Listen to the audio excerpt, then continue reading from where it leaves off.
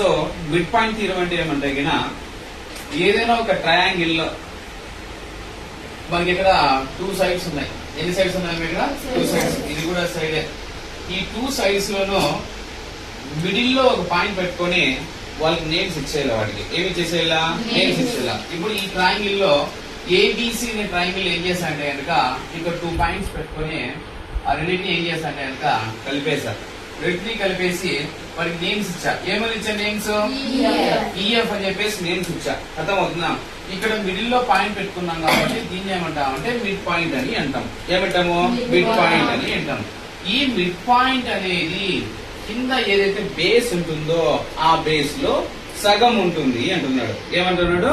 సగం. బేస్ లో దాని యొక్క బేస్ లో సగం ఉంటుంది అంటున్నాడు. అంటే ఇప్పుడు ఈఎఫ్ అనేది దేనికి ఈక్వల్ సార్ అంటే కనుక EF is equals to 1/2 BC లేదా హాఫ్ BC అని చెప్పి చెప్తున్నాడు.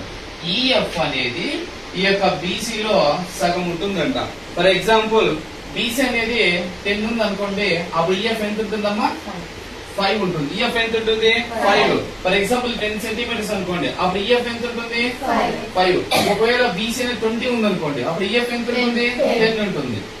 అంటే ఈ బీసీ లో సగం అనమాట ఈఎఫ్ అనేది. అందుకే EF is equals to 1/2 BC లేదా హాఫ్ BC అని చెప్పి చెప్తుంది అనమాట. అర్థమవుతుందా? ఇదే మిడ్ పాయింట్ థీరం అంటే.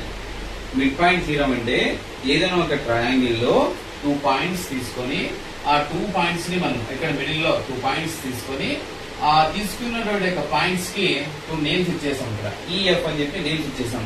నేమ్స్ ఇచ్చిన తర్వాత ఇది దీని యొక్క బేస్ లో సగం ఉంటుందంట. దేంట్లో ఉంటుందంట? సగం ఉంటుందంట. అందుకే దీన్ని ఏమన్నాము అంటే కనుక EF is equals to 1/2 BC అన్నాం. ఏమన్నాం? EF is equals to 1/2 BC అన్నాం. అర్థమవుతుందా? ఒకవేళ BC 10 ఉంటే ఈఎఫ్ వాల్యూ ఎంత? 5 ఉంటుంది.